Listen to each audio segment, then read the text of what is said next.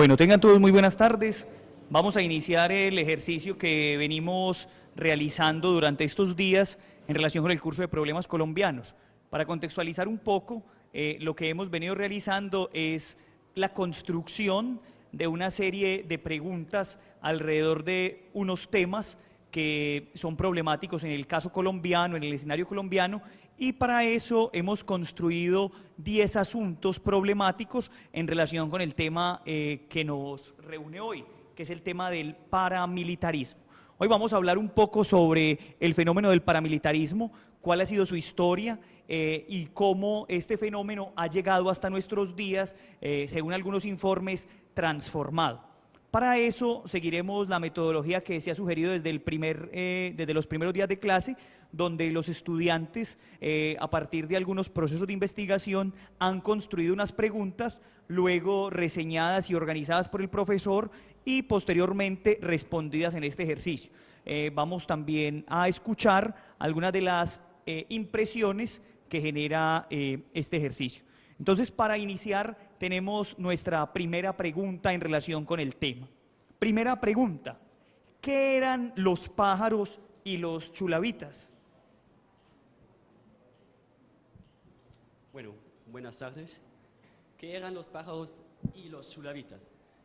Generalmente dicho, se puede decir que eran grupos armados de ideología muy conservadora de la extrema derecha que surgieron después del asesinato del candidato presidencial Gaitán en el tiempo de la violencia en Colombia. Son importantes porque muchas veces son considerados como el principio del paramilitarismo en Colombia. Es muy importante destacar que ambos grupos tenían conceptos diferentes, lo que voy a explicar un poco más tarde, y además hay que tener en cuenta el papel del gobierno Rojas Pinilla con su política de amnistía en Colombia después del año 53 en Colombia. Primero voy a explicar qué son los pájaros.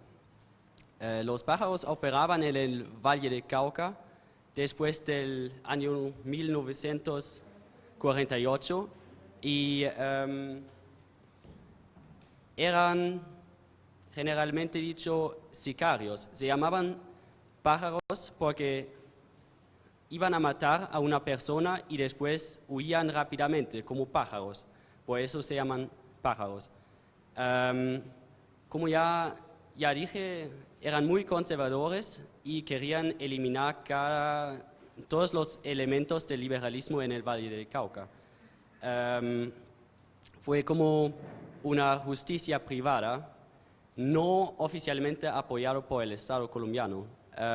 Eran conservadores que querían matar a los liberales, pero no solo a los liberales, sino también a los comunistas, digamos, a cualquier ideología que no era conservador en Colombia. Eran muchas veces habitantes de las ciudades que decidieron a operar en el campo, a luchar contra el liberalismo en Colombia. No eran protegidos por el gobierno colombiano, pero tampoco los juzgaba ni castigaba por sus crímenes. Muchas veces eran apoyados por caciques conservadores o partidarios de los conservadores que los apoyaban con dinero o en otras formas. El pájaro más conocido se llama León María Lozano, el cóndor, que operaba en la ciudad Tuluá. Sobre él hay un libro, él como líder de los pájaros. Hay un libro sobre él y sobre los pájaros que se llama Los cóndores no entierran todos los días, de Gustavo Álvarez Gardeazabal. Es un libro muy bueno para los que quieren leer más sobre ese tema. Y los pájaros desaparecieron con el auge del Frente Nacional en Colombia.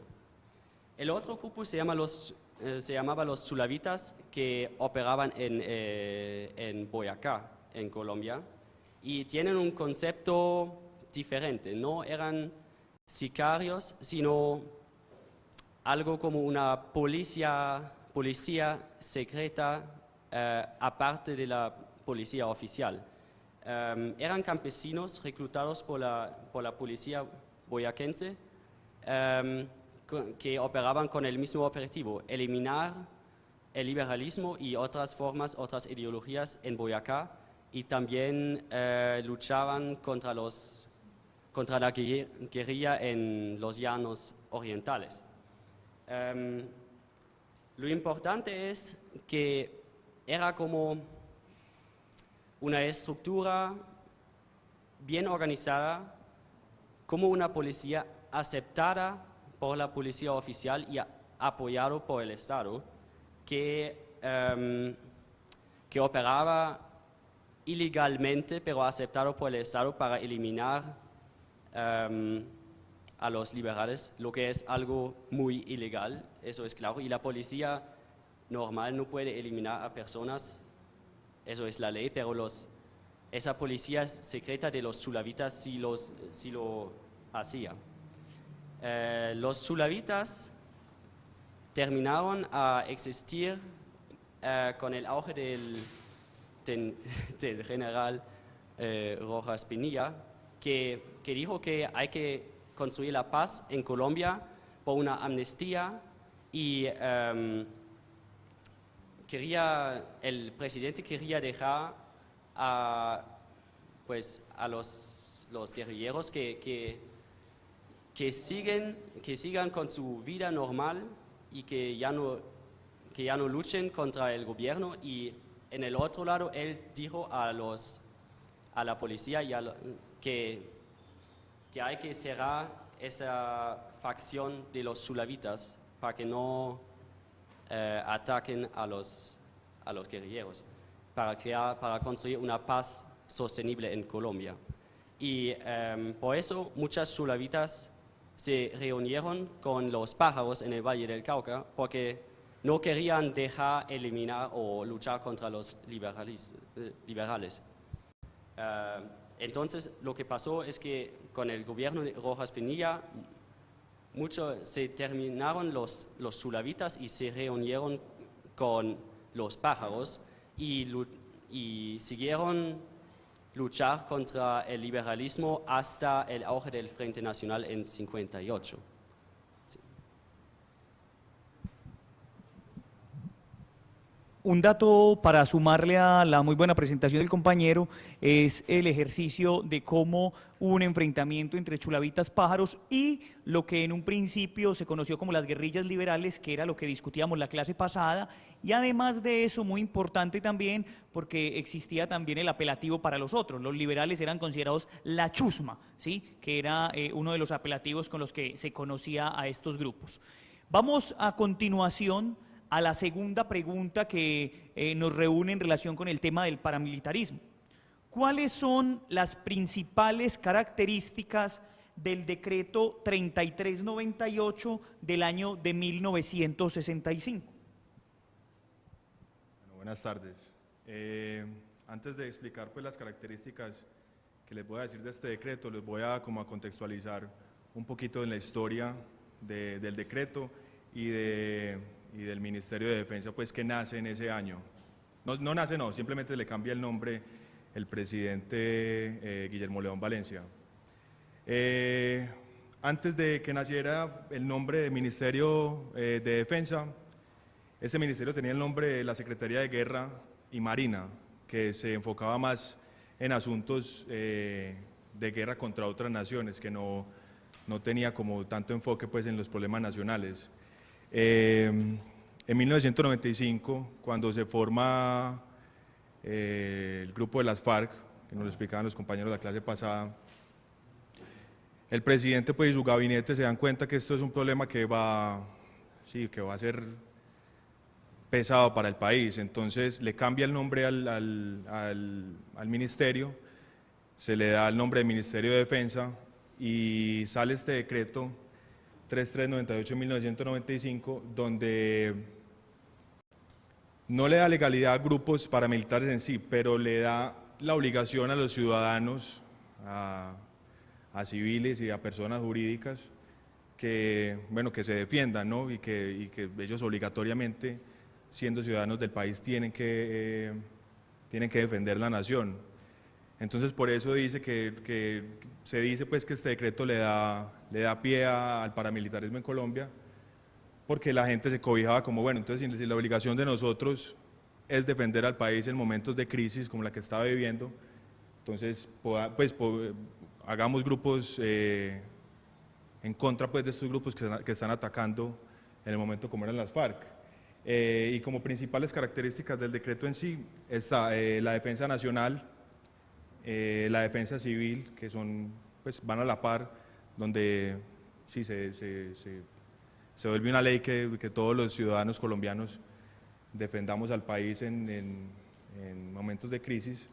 Está el servicio público de la defensa, la movilización de ciudadanos y la requisición y ocupación de propiedad privada.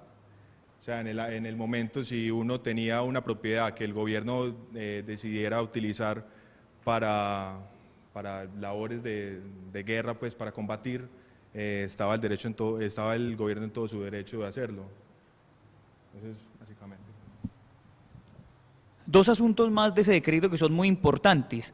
Uno de ellos es que el gobierno decide que al no tener suficiente pie de fuerza, es decir, al no tener suficiente ejército para hacer o dar respuesta a las acciones de las guerrillas liberales, en ese caso ya algunas guerrillas como las FARC, al no tener suficiente pie de fuerza, permite a los terratenientes y a los dueños de las tierras armar a los campesinos, es decir, a los peones que tenían les da la potestad de armarlos, incluso les permite el uso de ciertas armas privativas del ejército. Y en segunda instancia, también el decreto permite que el ejército tome lugares como centro de operaciones sin necesidad de previa orden. Eso es muy importante tenerlo en cuenta. Algunos consideran que este decreto, que luego en 1968 se volvió ley, se hizo la ley 48, algunos consideran que ese decreto es el origen o el embrión de los movimientos paraestatales o también conocidos como paramilitares.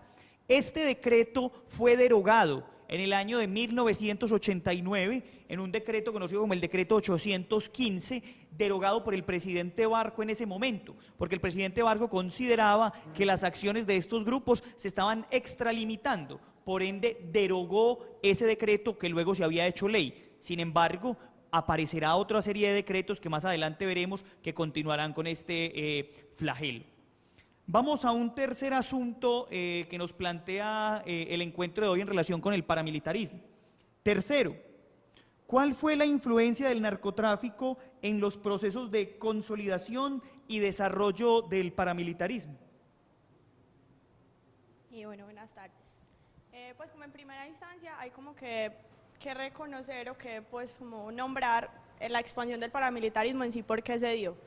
Y principalmente fue por dos aspectos. Por la indiferencia del gobierno ante, pues, como ante los fenómenos que estaban pasando en el país, ante esa indiferencia pues, como de dejar a los campesinos, pues, de todo esto como una respuesta de defensa, y además que los grupos armados, esos grupos estuvieran a la defensa, tanto a las tierras como el respaldo en guerras con el narcotráfico. O sea, más o menos como el narcotráfico también formó estos grupos para su defensa.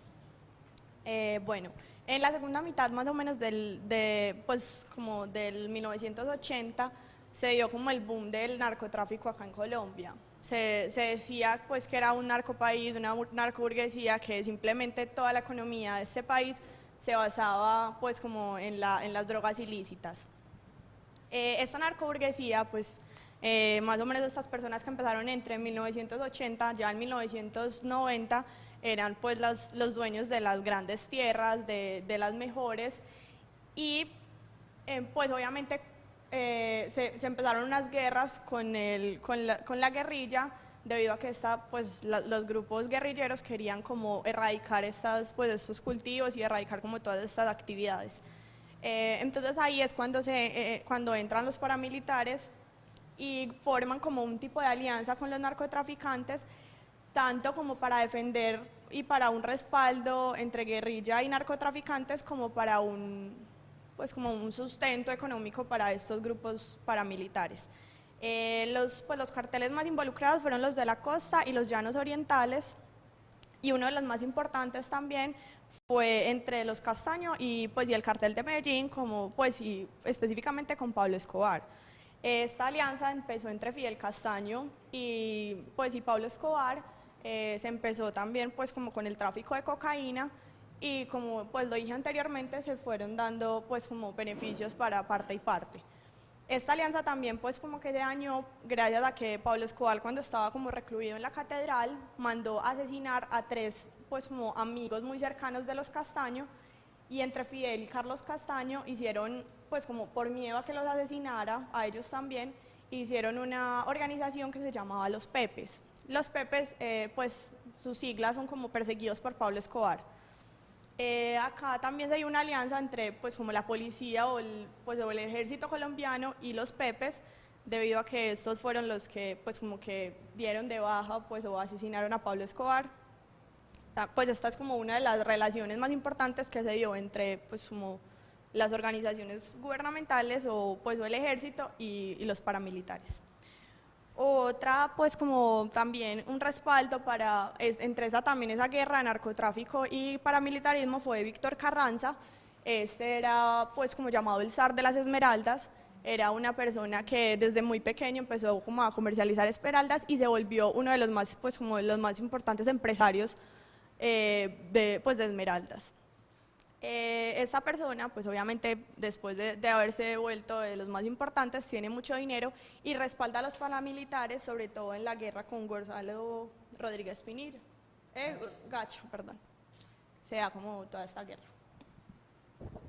Un referente muy importante de lo que ella dice, quiero hacer mención solamente en el tema de los Pepes, porque es una organización que poco se conoce en el país sobre ella. Hay 2 investigaciones muy importantes, pero quiero hacer referencia específicamente a los que hayan leído el libro de Castaño, el que llama Mi Confesión. En ese libro, Carlos Castaño dedica un capítulo completo a explicar cómo fue la fundación de los Pepes, qué relación había entre paramilitares y narcotraficantes, específicamente los del cartel de Cali, para acabar con Pablo Escobar. Y muy importante también mencionar ahí que esa alianza, según algunas investigaciones, estuvieron vinculados, como muy bien lo decía la compañera, agentes del Estado, y que el propio presidente parecía saberlo. Hay varias investigaciones sobre el tema. En aquel tiempo el presidente era César Gaviria. Es uno de los puntos de quiebre más importantes para entender la alianza entre narcotráfico y paramilitares. Además, esa alianza también generó la persecución contra movimientos políticos del que hablábamos la clase pasada aquí, por ejemplo, la Unión Patriótica. Vamos a la cuarta pregunta, que amplía un poco este panorama y nos permite entender algunos asuntos relacionados con, digamos, el enfoque o la amplitud que iba alcanzando el paramilitarismo en Colombia. ¿Cuál ha sido la relación del paramilitarismo con agentes externos y con el sector industrial? Bueno, buenas tardes. En este apartado quiero hacer énfasis en el principal escándalo que hay en este momento, que es con la empresa Chiquita Brands, Chiquita Brands es la principal exportadora de banano en Estados Unidos y tiene plantaciones en casi todo Sudamérica. Esta empresa pagó en el 2007 una multa de $25 millones, pero en Estados Unidos. Es decir, que acá no ha pagado eso lo pagó por las implicaciones que tenía por financiar el paramilitarismo, aunque los abogados de Chiquita Brands sostienen que la empresa fue presionada por los mismos paramilitares para que los financiaran.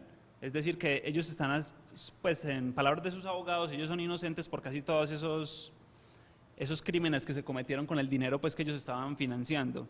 El abogado, la persona que lo sentenció a pagar la multa, el juez, dijo que se estimaba entre 11.000 muertes por parte de Chiquita Brands, es decir, gracias al dinero que ellos dieron para financiar estas masacres, y muchas de las demandas que está haciendo la población afectada por esta multinacional están siendo truncadas precisamente por las mismas exigencias de la empresa. Ellos están diciendo que no les parece justo que toda la gente que fue víctima del conflicto en esa época tuviera una incidencia pues como directa para que se les dé dinero por eso. Es decir, que no se les puede decir que todas las muertes se le pueden cargar a Chiquita Brands en esa zona. Y también hay muchas experiencias de gente que relata cómo ellos sabían que los encargados de la empresa en el Urabá se sentaban en mesas de negociación y que estaban enterados dirigentes políticos, como el gobernador de la época, las Fuerzas Armadas. Mejor dicho, eso no estaba oculto y todos sabían lo que estaba haciendo Chiquita Brands y la relación que tenía con el paramilitarismo y la financiación de esa época. Hay otro asunto muy importante en esa relación que tiene el paramilitarismo con agentes externos y sectores industriales, y uno especialmente que vuelve y toca los tentáculos del narcotráfico, y es la relación que se tuvo con un mercenario israelí, Yair Klein. Yair Klein fue un tipo que fue traído a Colombia para entrenar a los paramilitares, y en ese entrenamiento se hizo en varias zonas del país, y el mismo Yair Klein pues fue capturado en Rusia. Fue pedido en extradición por Colombia, no se aceptó la extradición y el señor vive hoy tranquilamente en Israel paseando por las calles, después de todo el daño que causó, todas las implicaciones que él tuvo acá con sus entrenamientos. Lo particular de esto, como recomendado, es una entrevista que una periodista investigadora realiza, Olga Bejar, que es una de las que más ha trabajado el tema. Tiene dos textos muy importantes. Uno de ellos se llama Los 12 Apóstoles, donde acusa a una banda de personas pues, del país asociadas con el narcotráfico y con los paramilitares. Entre ellos, en ese libro, se acusa a uno de los hermanos del expresidente Uribe. Y en el texto de Yair Klein, Olga Bejar hace una entrevista directa a Yair Klein, y Yair Klein en ese libro sustenta que él no solo fue traído por dinero aportado por narcotraficantes, sino que también hubo mano del Estado. Y dice Yair Klein en esa entrevista que le hace Olga Bejar que él se reunió en primera instancia con altos mandos militares para poder acercarse al entrenamiento de estos grupos paraestatales. Entonces ahí hay dos fenómenos muy particulares. Lo que el compañero mencionaba sobre Chiquita Brands es muy importante también, porque lo que muestra es cómo los agentes externos también se han vinculado a este tipo de situaciones. Vamos a pasar a un quinto problema, a una quinta pregunta sobre este tema. ¿Cuáles han sido las principales acciones del paramilitarismo en el conflicto colombiano? Bueno, buenas tardes otra vez. Dos principales acciones del paramilitarismo que quiero mencionar son las masacres en El Aro, en Antioquia, y en Mapiripán, en Meta. Las dos son muy importantes por el nivel del involucramiento del gobierno y porque el gobierno o el Estado colombiano, la República de Colombia, fue condenado ambas veces por el Corte Interamericano de Derechos Humanos, CIDH, por ser responsable de no haber protegido sus habitantes, sus ciudadanos, y de dejar pasar esas masacres. En El Aro, en el 25 de octubre de 1997, entraron más o menos 120 paramilitares al caserío, al pueblo, y mataron a 15 personas, torturaron a los habitantes, violaron a las mujeres, robaron ganado y después obligaron a desplazarse a más o menos 800 personas que se desplazaron a otros pueblos en la costa. El objetivo de la masacre fue atacar a los colaboradores y auxiliadores de las guerrillas en la región y a liberar ocho personas que más antes fueron secuestrados por la guerrilla. Lo que pasa es que antes de la masacre, más o menos 3 días antes de la masacre, los paramilitares se reunieron con militares y con representantes del gobierno y de la gobernación de Antioquia, entre ellos, según el ex paramilitar Francisco Enrique Villaba Hernández, el presidente Uribe, que en ese tiempo era el gobernador de Antioquia.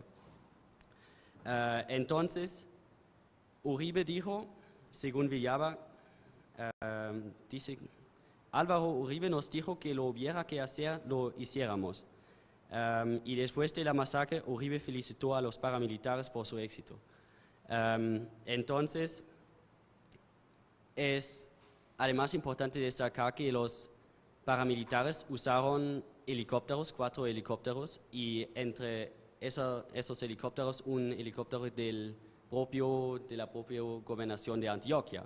Y el presidente Uribe dice que no sabía que usaron ese helicóptero, lo que a mí me parece poco probable. Después de la masacre, el gobierno hizo investigaciones, pero dijo que no había ninguna actuación irregular del gobierno.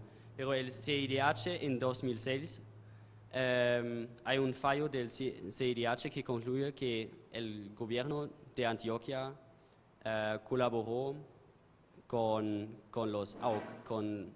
los paramilitares para hacer esa masacre, y que el Estado es responsable por esa masacre y tiene que pagar una indemnización a las víctimas, hacer un plan de vivienda para posibilitar el regreso de los habitantes a su pueblo, a El Ajo, y además el gobierno tenía que pedir perdón público en varios periódicos.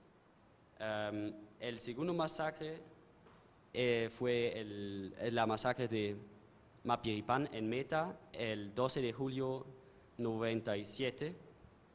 El masacre fue el 15 al 20 de julio de 97, pero el 12 de julio los paramilitares entraron a la zona, al aeropuerto de San José de Guaviare, y después tomaron control del pueblo y se quedaron para 4 días y mataron a por lo menos 49 civiles, y muchos quedaron hasta hoy desaparecidos. Y lo importante es que el gobierno ayudó a los paramilitares a entrar al pueblo, o mejor dicho, la fuerza pública, el ejército, transportó a los paramilitares al pueblo por vías fluviales y terrestres, y además los paramilitares tenían armas del uso privado del ejército y llevaban prendas del Ejército Nacional, en el camino al pueblo pasaron por varias áreas controladas por el ejército, pero el ejército no hizo nada, y además el ejército sabía que está pasando ese masacre y no hizo nada, y los paramilitares se quedaron 4 días en el pueblo y el gobierno no hizo nada. Por eso, otra vez, hay un fallo del CIDH de 2005 que dice que el Estado colombiano es responsable por la violación de los derechos a la vida y de integridad, la libertad personales y de la masacre en general, y tiene que investigar y juzgar a las personas que hicieron la masacre, y además tiene que pagar una reparación a las víctimas.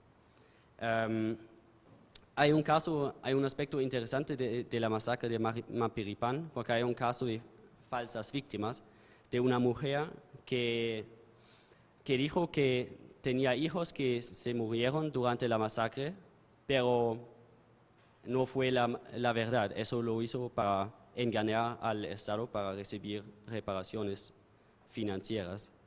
Y es un aspecto interesante de ese masacre porque hasta hoy muchas personas están desaparecidas porque después de la masacre los paramilitares tiraron los muertos al río para hacerlos desaparecer. Sí. De estas acciones, simplemente mencionar dos cosas. La primera, en relación con la que muy bien refiere Del Aro, ya hay una condena contra uno de los militares. El exmilitar Rito Alejo del Río ha sido condenado por haber participado y financiado y estar en connivencia con los paramilitares en esta masacre. Y en la de Mapiripán es muy interesante lo último que él menciona, porque hay en este momento por parte del Estado colombiano una contrademanda contra un colectivo de abogados que fue el que siguió el proceso de Mapiripán, y esa contrademanda argumenta que muchas personas fueron declaradas falsamente víctimas. Entonces, esa es una de las discusiones que hay ahora. Incluso el Estado colombiano en este momento tiene la contrademanda en la Corte Interamericana de Derechos Humanos. Entonces, es muy particular porque ya se había condenado al Estado y ahora hay una contrademanda. Esperaremos cuál es la resolución o el fallo, porque lo que el Estado colombiano pretende es que, digamos, se reconozca que también hay abuso en relación con algunos colectivos que quieren hacerse pasar por víctimas cuando no lo fueron. Entonces es un asunto también particular ahí. Vamos a un sexto asunto en este tema. Pregunta número 6. ¿Qué eran las convivir y por qué suele asociarse su origen con el decreto 356 de 1994? Bueno, las convivir eran como, pues son unas como corporaciones de vigilancia y seguridad privada. Estas fueron creadas pues como para la autodefensa agraria, como para esa amenaza que había en contra de todo, pues como todo ese sector agrario por parte de la guerrilla. Estas surgieron a nivel nacional más o menos entre 1994 y 1997 bajo la presidencia de Ernesto Samper, y estas fueron como una respuesta a esos ataques pues que ese aumento en los ataques de la guerrilla a partir de más o menos como de 1990.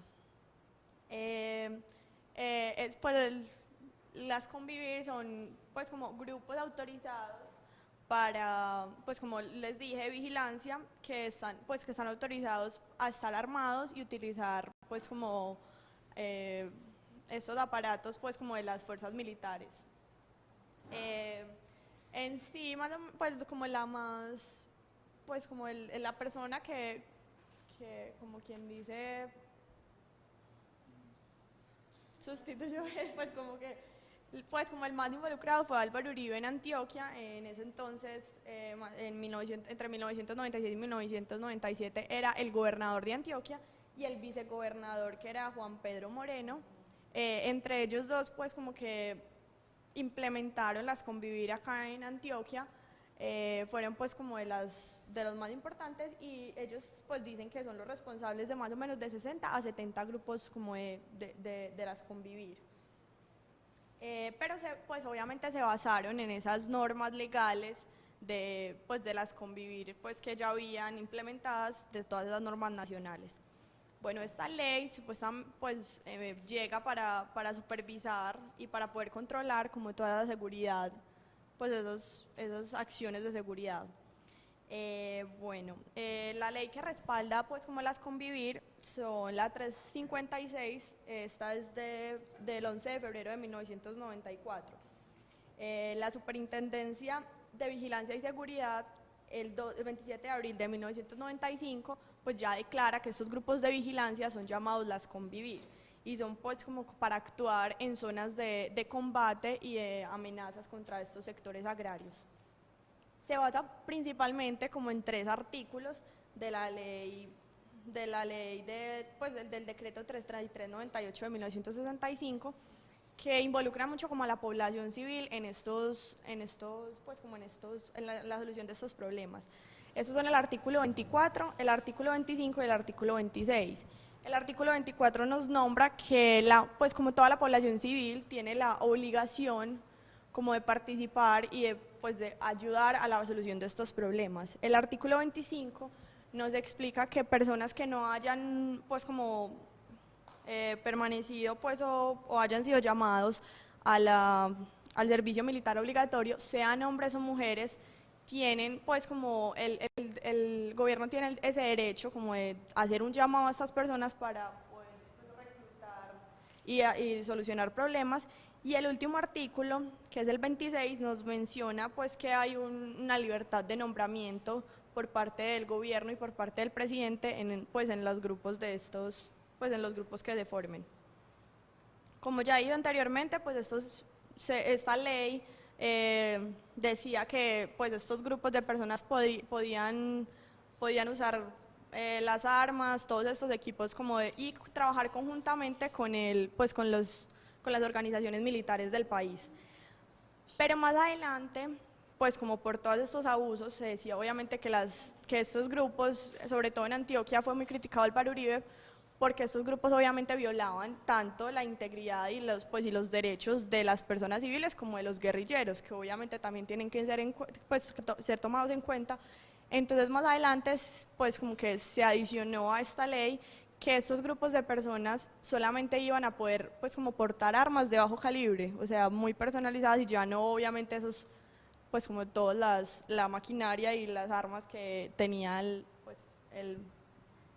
las organizaciones militares del país. Tan solo dos asuntos ahí breves. El primero es que este movimiento conocido como las Convivir, según algunos investigadores, es la forma del paramilitarismo urbano, ¿sí? Porque fue traer el problema que ya estaba en los campos con los actores armados, campesinos armados por parte de los terratenientes, traerlos a la ciudad. Y en un segundo momento, que también es muy importante aclarar, esta situación del decreto que funda las Convivir fue muy polémica porque la Corte Constitucional estuvo en contra de algunos de los asuntos que se proponían allí, por ejemplo el uso privativo de ciertas armas que tenía el ejército y que luego pues se le quitaron. Posteriormente este decreto se transformó para convertirse en el decreto de las cooperativas de seguridad privada, que es las que conocemos hoy, por ejemplo, que cuidan las residencias o que cuidan cualquier centro comercial, pero que solo usan armas de bajo calibre, o sea, ya no las armas que utilizaban o que se utilizaban pues por parte de las Fuerzas Armadas. Hay un dato final también, hay una investigación muy interesante realizada por algunos periodistas de la revista Semana, que fue publicado por apartados en la revista, y es donde se menciona cuál era la relación que tenían las Convivir con los paramilitares, porque de una u otra manera cada una era encargada pues de alguna zona y se mantenían en continua información. Incluso por eso se hablaba de que la una era más rural y estas llamadas Convivir eran más urbanas. Se cree que en la época en que las Convivir existieron, llegaron a haber más de 500 cooperativas llamadas Convivir y que tuvieron entre sus integrantes más de 15.000 personas. O sea, estamos hablando de una gran cantidad de gente armada y que recorría la ciudad. Vamos a un séptimo asunto y es este. ¿Cuál ha sido la relación entre los paramilitares y los principales agentes del Estado? En este apartado les voy a hablar de la posición que toma Olga Bejar, como ya explicó el profesor, en este caso en el libro de El caso Klein, el origen del paramilitarismo.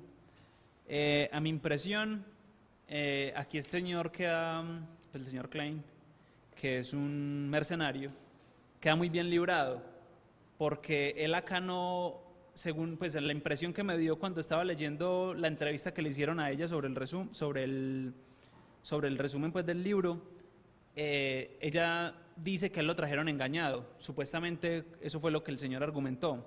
Por ejemplo, cuando le pregunta que quién lo financió a él para que viniera aquí a entrenar los paramilitares 3 veces, él dice que el dinero provenía de agentes políticos del Magdalena Medio, del Estado colombiano, ganaderos. O sea que no era un solo financiador, no era una sola persona la que disponía pues el dinero para que el señor hiciera el entrenamiento. Y otra cosa era que este señor Klein tenía una empresa que se llamaba Punta de Lanza, que era una empresa de vigilancia privada, y una de las principales acusaciones que tiene en contra de él fue un video que él mismo grabó entrenando a los paramilitares, pero él dice pero es que yo no creí que estaba haciendo nada malo, yo simplemente grabé el video porque era publicidad para mi empresa, porque yo soy militar, y él hizo eso, él simplemente grabó un video en el que explicaba cómo entrenaba, y eso él en este momento fue lo que lo condenó.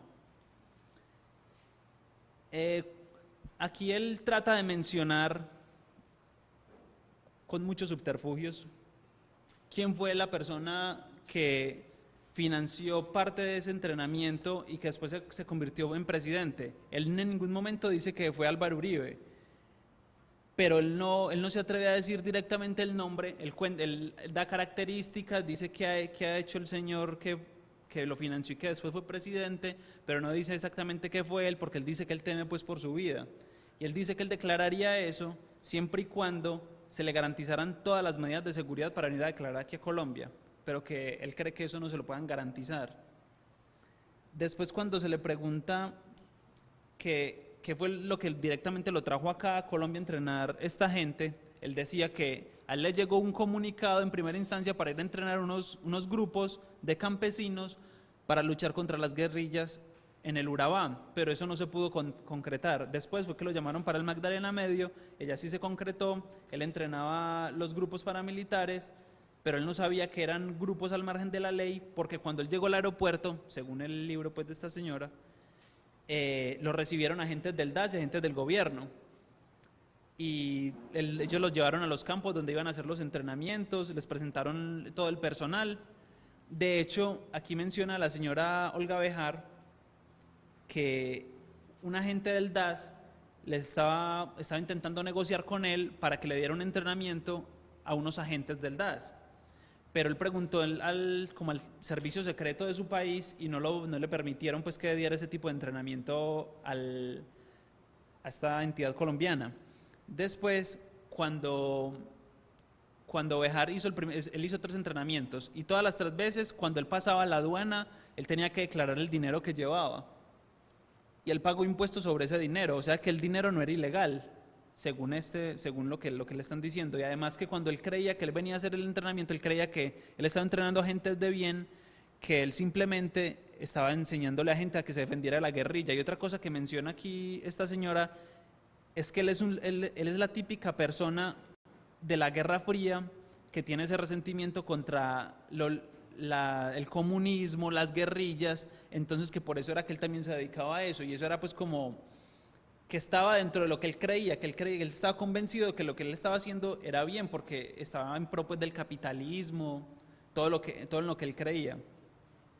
A él le preguntaron que si él creía que algún día él había hecho algo malo pues con haber entrenado a esa gente, y él le dijo que no, que simplemente él hizo el trabajo que él hacía, y de un momento a otro, cuando empezó a caer el agua sucia, el gobierno colombiano, que según él fue quien lo financió para que viniera hasta acá, y los políticos de acá, se empezaron a lavar las manos con él. De hecho, me vi un video corto en el que él no tenía directa relación con la gente que entrenaba, él simplemente hablaba y él tenía un traductor.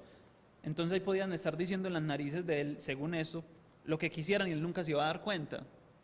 De hecho, él ahí menciona una experiencia que cuando tenían que hacerle el entrenamiento de tiro, lo hacían cerca de un batallón militar, e iban por las armas allá y hacían pues con munición de dotación del Ejército Nacional el entrenamiento de tiro, y que él veía eso muy normal, porque si había gente de la seguridad pues como el DAS, el Ejército Colombiano, políticos de la región y el Estado como tal, él pensaba que eso era totalmente legal. Hay un dato que también es muy importante tener en cuenta en esta relación, y es algo que ha sido muy común por estos últimos años, y se ha escuchado hablar de un concepto que es el de la parapolítica, basados en un referente que fue un pacto que aparentemente se hizo entre algunos políticos de distintas regiones. El más conocido fue el llamado Pacto de Ralito, donde se reunieron algunos políticos con agentes paramilitares. Como dicha reunión era ilegal, muchos de estos personajes terminaron siendo capturados o investigados. Algunos de ellos hoy siguen pagando condenas o están en procesos de previa investigación. Entre ellos, los últimos casos particulares es el del exgobernador de Antioquia, el señor Ramos, que ahora tiene una investigación y está privado de la libertad.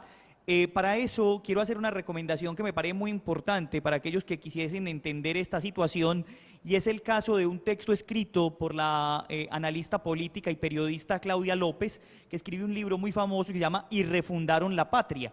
En ese libro, Claudia López no solo explica los alcances del Pacto de Ralito, sino que también propone una tesis que me parece muy interesante. Ella dice que los paramilitares lograron cooptar la política del país gracias a su gran cantidad de dinero, gracias a su capital. ¿Por qué dice esto? Ella dice que mientras que la guerrilla se dedicó a buscar el poder por las armas, cosa que no alcanzó ni iba a alcanzar, los paramilitares fueron mucho más inteligentes, dice Claudia López. ¿Por qué? Porque lo que hicieron fue cooptar el Estado de una manera, financiando, pagando y dando dineros a los políticos para que ellos financiaran sus campañas, y al momento de ganar las elecciones en cualquier rama, fuera alcaldía, gobernación o consejos, pues estos políticos empezaran a legislar en favor de los paramilitares, ¿sí? Legislar como para qué. Por ejemplo, dos cosas muy particulares. La primera, validarles una serie de terrenos que ellos tenían, donde tenían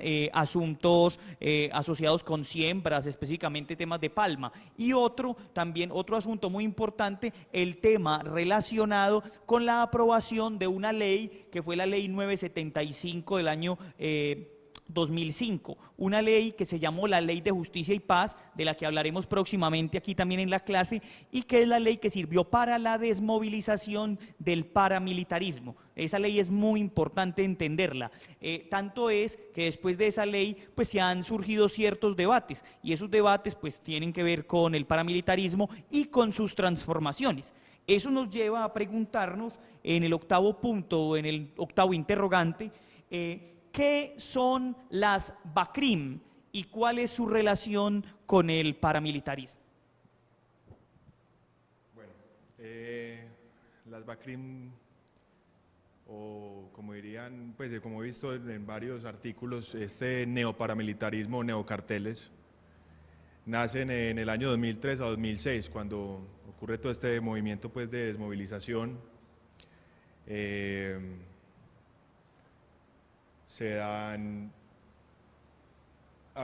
tres fenómenos muy importantes después de este proceso de movilización, que son los paramilitares disidentes que nunca abandonan las armas porque creen que esta ley de la que nos van a hablar, de Ley de Justicia y Paz, no les va a hacer efecto a ellos, no creen en ella, entonces nunca dejan las armas y siguen delinquiendo, siguen teniendo pues sus ideales paramilitares.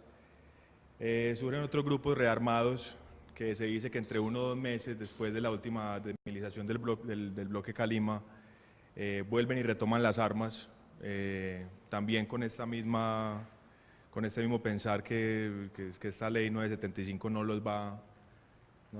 se van a ver cubiertos por esta ley, y salen las bandas emergentes, que son las BACRIM. Un dato muy importante que compiten las tres, que hace parte de estos tres fenómenos, es el narcotráfico. Sus economías principales se basan en el microtráfico, pues, y el narcotráfico, exportación pues a otros países. Y hombre, cuando ocurre pues esta desmovilización de 2006, ellos dicen, hombre, no vamos a tener, o sea, nos vamos a desarmar, pero no vamos a tener la oportunidad de seguir teniendo los mismos poderes económicos que teníamos antes, porque no vamos a tener con qué proteger las tierras que están sembradas con coca. Entonces ahí es donde se empiezan a dar pues estos movimientos de BACRIM, que es el tercer grupo, pues, el tercer fenómeno que voy a hablar un poquitico, donde nacen. Se dice que para el 2008 eran más o menos 350 grupos de BACRIM.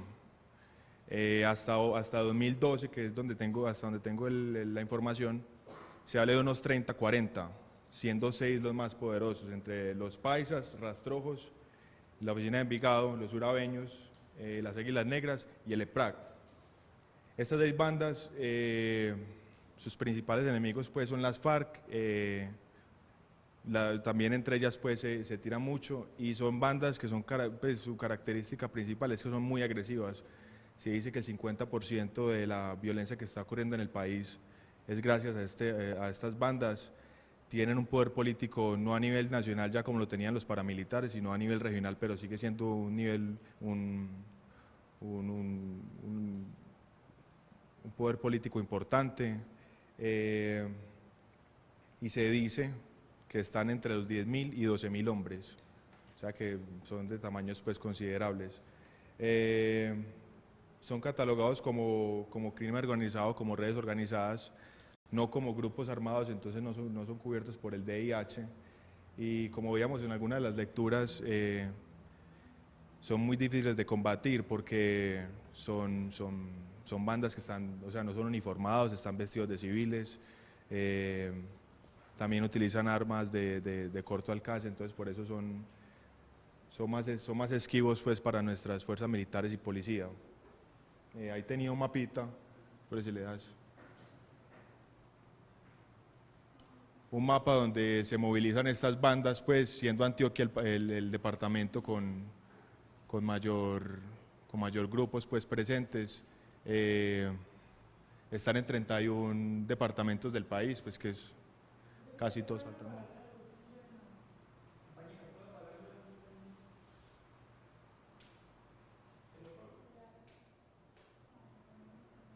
Tampoco se ve muy bien, bueno.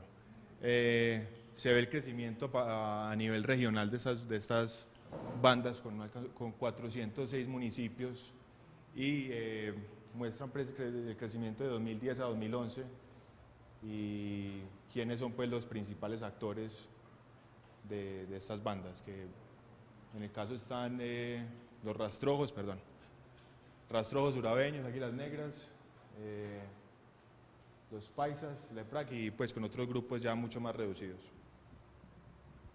Hay dos discusiones alrededor también de las BACRIM, que simplemente las voy a mencionar. La primera discusión tiene que ver con que si las BACRIM son bandas criminales específicamente o son fruto de un mal proceso de desmovilización del paramilitarismo. Eso es muy importante tenerlo presente. ¿Por qué? Porque algunos acusan de que las BACRIM son de una u otra manera los paramilitares mal desmovilizados, ¿sí? Entonces, paramilitares que siguieron delinquiendo. Ese es el primer asunto. Y el segundo asunto también es muy importante porque fue una discusión que se generó en la ley de víctimas, que lo vamos a ver aquí. La ley de víctimas reconoce como victimarios a el Estado, también reconoce como victimario a los paramilitares y a la guerrilla, pero no reconoce a las BACRIM como victimarios. Eso ha sido una discusión, incluso la ley ha sido demandada, tanto es que se cree que, por ejemplo, si una persona es asesinada por las BACRIM y va y se declara como víctima del conflicto, si se comprueba que fue una BACRIM, pues hombre, se le va a decir a la persona que no es víctima del conflicto. O sea, una situación bien compleja, sobre todo entendiendo esto. Además, porque ha sido una disputa entre tendencias políticas de decir de que en Colombia ya no existen paramilitares y entonces que esos son bandas criminales emergentes. En ese primer punto que estabas hablando, se le pregunta casi literalmente, como lo dijiste vos, sobre si es un proceso de mala desmovilización en el 2006. Él dice que el gobierno ya tenía eso como si fuera un fenómeno postconflicto normal, y más con el antecedente que sabemos pues que son financiados por el narcotráfico. Entonces, ya si el gobierno sí tenía el conocimiento de que se iban a formar otros grupos, pues sobre todo cuando las economías iban a caer. Vamos para cerrar con dos asuntos que son muy importantes. El asunto noveno. ¿Cuáles son las principales conclusiones del informe del MOVICE sobre el paramilitarismo? Para que todos lo sepan, el MOVICE es un movimiento que se llama Movimiento de Víctimas de Crímenes del Estado. Es un movimiento de civiles. Ellos sacan unos informes. Vamos a ver qué dice el MOVICE sobre estos temas. Muy buenas tardes. Como lo dijo el profesor, la MOVICE trabaja por descubrir y denunciar los métodos criminales desarrollados por el Estado y también trabaja para ayudar a las víctimas del terrorismo de Estado en Colombia y también para crear víctimas que han sufrido de la violencia. Principalmente el artículo se llama Sin justicia y sin paz, verdad fragmentada, reparación ausente. Principalmente el profesor dijo que me enfocara que no ha cumplido la Ley de Justicia y Paz, que es la Ley 975/2005, que tiene como objetivo facilitar los procesos de paz y la reincorporación de un individuo colectivo a la vida civil en los grupos armados al margen de la ley, de garantizar los derechos de las víctimas a la verdad, la justicia y la reparación. En este artículo se dice que no existe una verdadera desmovilización ni un desmantelamiento de los grupos armados. ¿Por qué? Se dice que el proceso de desmovilización presentó graves deficiencias. Una es que el gobierno colombiano no verificó si las personas que se desmovilizaron eran realmente paramilitares y también si todos los paramilitares de verdad se desmovilizaron. Otro asunto es que los paramilitares llegaron y reclutaron a civiles que se hicieran pasar por paramilitares, para poder desmovilizarse. El artículo de la Movice ha identificado una serie de problemas y una es que de los fiscales es que no han tenido un esclarecimiento de la verdad. Principalmente porque supuestamente la ley 975/2005, esta ley no asegura el derecho a las víctimas y a la sociedad en general de conocer cuál es la verdad de los hechos ejecutados por los paramilitares, si supuestamente el Estado tiene la obligación de garantizar y respetar el derecho de conocer la verdad. En el artículo de la ley 975 se le ordena a la Defensoría del Pueblo brindar asistencia legal a las víctimas. Supuestamente las víctimas no han recibido un acompañamiento, tampoco han tenido seguridad, tampoco han tenido acceso a facilidades para denunciar. 9 de cada 10 víctimas, 9 de cada 100 víctimas han podido solamente tener pues un abogado. Además, las personas que denuncian estos hechos han sido asesinadas 15 personas, 92 personas han tenido amenazas. En las versiones de varios jefes paramilitares, en las versiones libres, creo que Jorge 40 dijo que paramilitares y militares han tenido relaciones, pero no me enfoqué mucho en ese tema, solamente lo quería tocar. También decía que es cierto que el paramilitarismo hizo parte de una estrategia diseñada desde las altas instancias del poder para la consolidación de intereses políticos y económicos.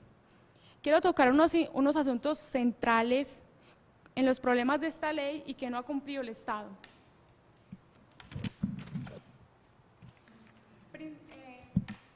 Principalmente, el gobierno no está dispuesto a asumir las responsabilidades de Estados en los crímenes de lesa humanidad, ni tampoco todavía está ocultando lo de la verdad. Otro es que Colombia no tiene ni garantiza lo de los ejercicios de la defensa de los derechos humanos. Las organizaciones gubernamentales, sociales, sindicales y campesinas siguen siendo perseguidas, estigmatizadas, hostigadas.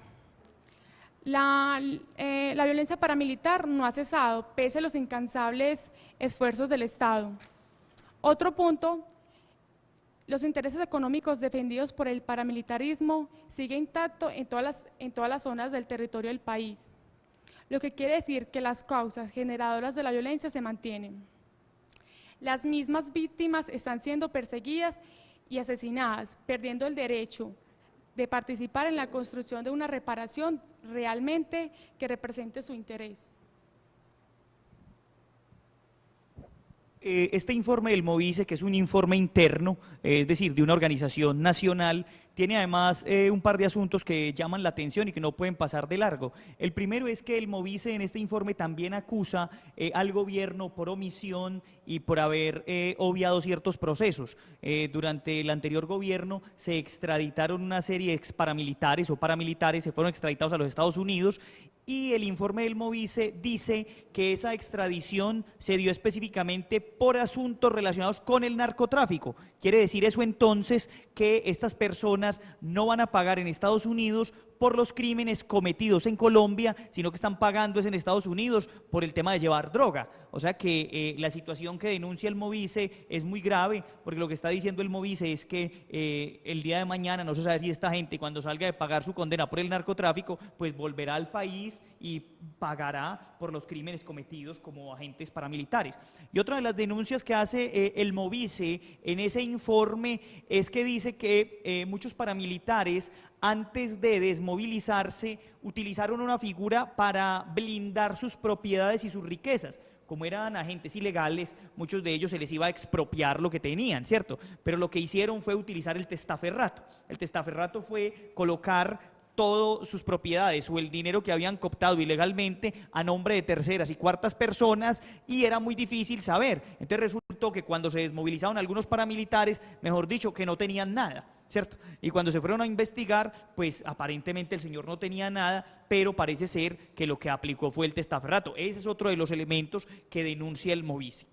Para cerrar esta problemática del paramilitarismo, como algunos también han criticado mucho el Movice y dicen que el Movice es un movimiento claramente pues afiliado a la tendencia de la izquierda, y para que no quede pues pensándose que es solamente una visión, como 10º punto nos vamos a acercar al organismo de la Human Rights Watch, que es el organismo de Naciones Unidas para Derechos Humanos, y en ese organismo encontramos un elemento muy interesante. ¿Cuáles son las principales conclusiones del informe de Human Rights Watch sobre el paramilitarismo?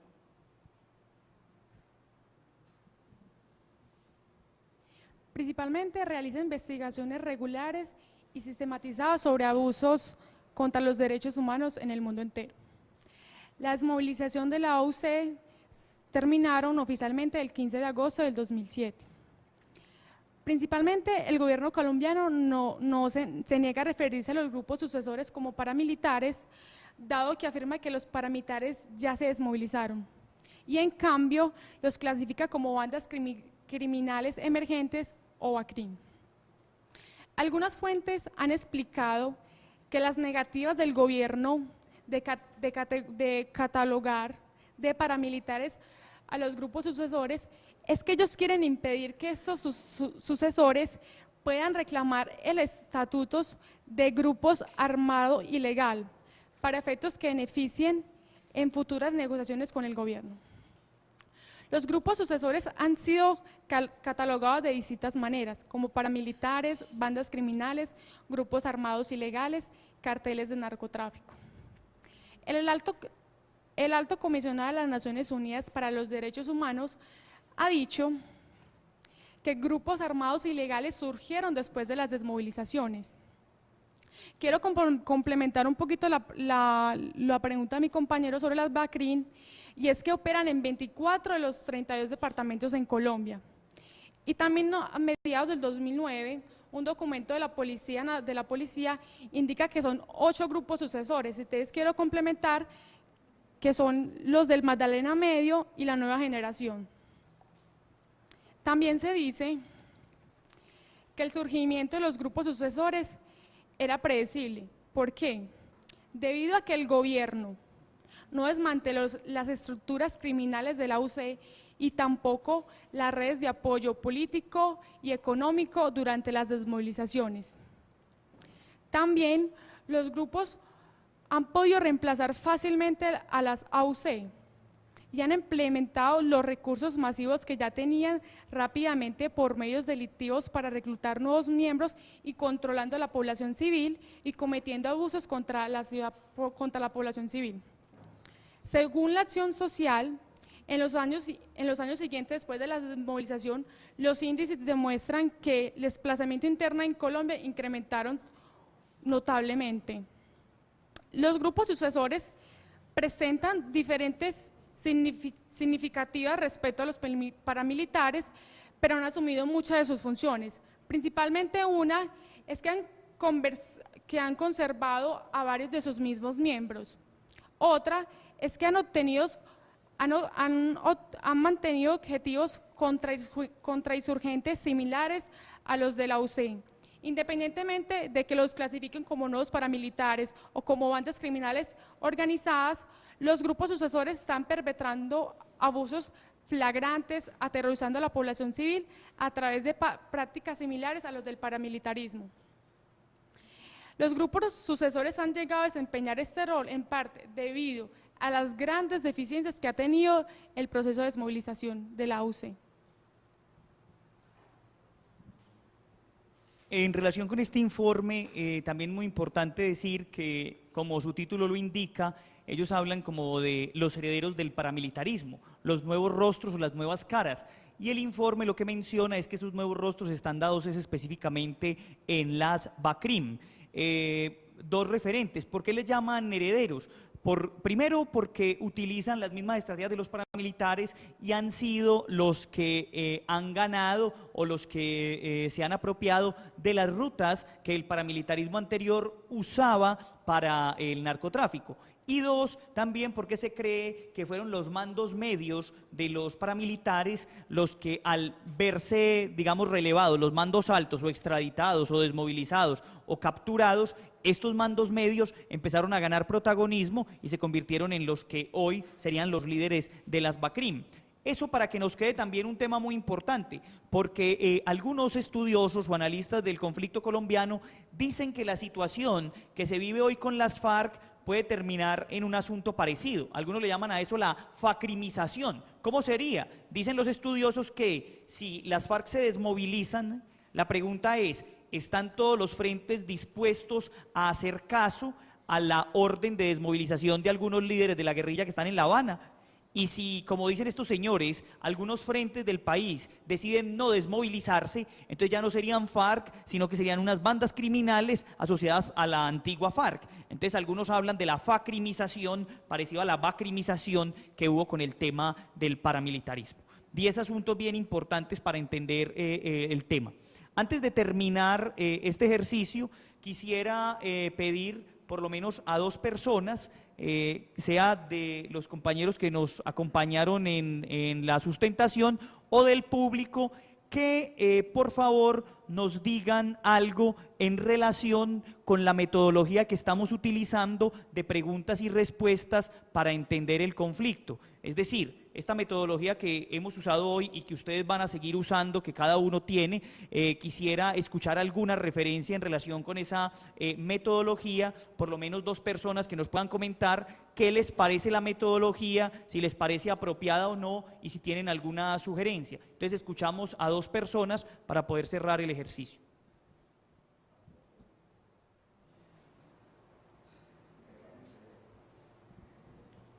Bueno, en cuanto a la metodología, yo ya había hablado de esto con el profesor y era que me parece muy pertinente puesto que ataca casos concretos y no son preguntas generales, son cosas que se resuelven desde lo específico y explican el contexto más general, entonces ayuda a una comprensión más amplia de del tema específico que se está tratando. Pues más o menos, pues además de lo que dice Andrés, pues como que da la posibilidad, pues cuando uno no sabe de un tema, uno no sabe que realmente es importante, entonces da como, pues da pie a una jerarquización y una importancia de ideas que pues que es más importante y pues como dice Andrés, va uno a lo concreto y a saber lo que realmente pues es de interés. ¿Alguien de los compañeros del auditorio quisiera dar su apreciación? Bueno, dejamos así entonces. Muchas gracias. Listo. Antes